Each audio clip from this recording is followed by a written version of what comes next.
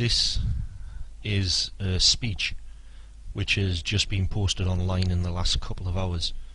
The speech is by Mahmoud Mourad, who is a pro-democracy demonstrator within Egypt at the moment. The translation, I've tried to translate it as best as I can from the original translation, just to make it read a little bit better. I haven't changed much of it, so you'll be able to hear what Mahmoud is saying and publishing online to all Egyptians. It's entitled, "Egypt, I Won't Betray You." Most Egyptians were struck by Mubarak's speech yesterday, as it was one of the most sensational speeches they have heard from him ever. I can't deny that even I found myself emotionally struck when he announced that he wouldn't seek a new presidency term following the expiry of his term next September. Everyone who has wanted him to step down were left feeling with mixed feelings towards him. This powerful dictator who we have always hated and wanted to be rid of throughout the 30 years of his regime, begging his own people in his speech. We felt that listening to us has been an utter humiliation for him. However, listening to the people is what every ruler should always offer. I had to rethink again and ask myself a question. What did he really offer in his speech? Then I felt a big pain inside of me, and I had to remember a guy who I met yesterday in Tahrir Square during the anti-Mubarak protests. He had both hands covering his eyes, and I ran over to see if he was injured. He told me he lost both of his eyes last Friday in the day of rage. I felt my soul shaking, and I told him that I was sorry for what had happened to his eyes. With all his pride and dignity, he asked me not to feel sorry for him. He told me that he will always live with pride, knowing that his eyes were lost for one reason and one reason alone.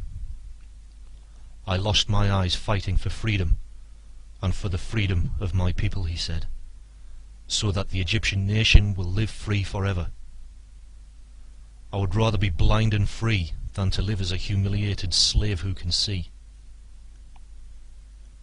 With those sentimental, heroic words, I burst into tears. This man had sacrificed both his eyes for the dignity of his people and his nation.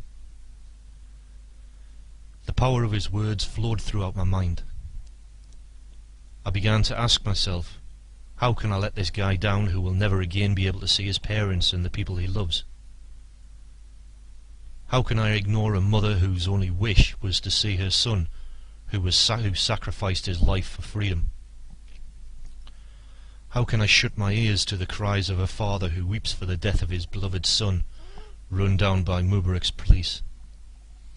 How can I forget the little girl who lost her father as he was shot down by police bullets for simply chanting, "We want a peaceful protest"? Try to imagine all this happening to you or anyone within your family. What would you do? I realized that after Mubarak's speech, that if I remained silent, I shouldn't feel sorry if all these horrible things happened to anyone in my family. It was Mubarak who made these people sympathize and cry for him yesterday, yet it was the same assassin and dictator who slaughtered his people today with a sharp sword. I realized that those who were deceived by his speech yesterday, today, must say no, no. We must definitely say no to those who killed us today in Cairo's biggest square. Even our enemies have never killed or attacked their own citizens. Today I began to realize the difference between patriotism and national pride. I found this by being in Tahrir Square, whilst many were satisfied staying at home watching TV, using their own fear of death to justify their actions. I felt fear that those who sacrificed their souls, their lovers, and their eyes, did all that for a speech from a dictator, a speech he targeted towards the merciful hearts of his own people, who he knows very well. A nation who was never able to make him sympathize or show mercy for 30 years, and yet he was able to make it sympathize with him for one moment. What a tragedy. I am scared that this assassin dictator will rule me for another day. Someone who always promised and never fulfilled. I now understand that whoever says yes to Mubarak must fear that same bloody fate for himself and his own family. My brothers and sisters never believed that demonstrations chanting for that assassin my brothers and sisters never believed that demonstrators chanting for that assassin, consisting of thugs, swords, knives, machine guns and horses, carts, slaughtering our people, could ever represent us. Do not believe his speech. He replaced the old Minister of Interior with a new one to kill and slaughter us in Tahrir Square. My mind told me that this is related to the President and not to the ministers. They are deceiving us. With all my heart I pray and wish that this our biggest and greatest popular uprising and revolution will continue, and not be crushed for the sake of such an assassin. This is something our parents could never have dared to dream or do. Not only is it important to demonstrate, it is important to denounce the person who killed your brothers and sisters. They fell for your sake and our freedom. If that butcher Mubarak really loved his country, he would have stepped down to avoid bloodshed among his own people. He would have stepped down for his country and his people if he loved us. I have made my decision and I will not be afraid. I will not be scared. None of us should fear Mubarak.